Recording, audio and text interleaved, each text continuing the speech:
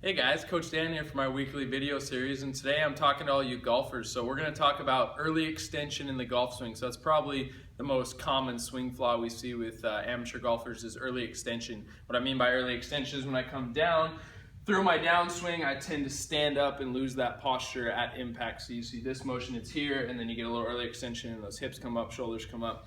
We see it in probably 90% of amateur golfers. So I'm going to show you guys a few exercises that we do in here to try to combat that early extension. So as far as TPI is concerned, whenever we do that deep overhead squat assessment, typically when somebody fails that, they're gonna go into early extension 80-90% of the time. So that is one of the, basically the swing flaws that we try to correct, or the things that we try to correct from the deep squat. So I'm gonna show you guys one of our favorite corrections here. There's a lot of corrections we can do with the deep squat, but one of our favorite ones is the door frame squat.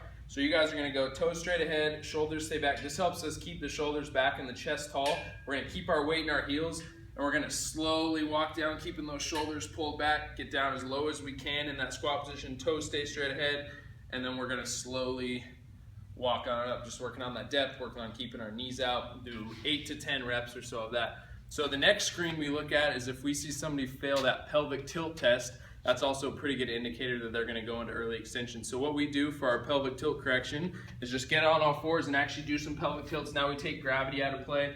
So typically with this, you'll see people do like a cat-cow for thoracic mobility, but we're going to do the opposite and just work on moving the pelvis and the lower back here. So what I'm going to do is arch my back as much as I can, flatten, arch, flatten my upper back, stay still. I'm just moving at the lower back and the pelvis here. And what we used to try to cue clients on this is really pulling through those lower abs and hip stabilizer muscles when I pull through. So arch, flatten, and really turn on those lower abs, those pelvic floor muscles as I pull through, okay? And the last corrective exercise we do that kind of puts everything together and really works on the downswing mechanics of the pelvis is what we call our pelvic punch. It's kind of an awkward looking exercise, so I guess the one rule of pelvic punching is don't look at anybody in the eyes while you're pelvic punching. But here's what it looks like. You guys are gonna go here, we're gonna get in our 5 to 6 iron stance. The first move we're gonna do is laterally shift our weight to the side.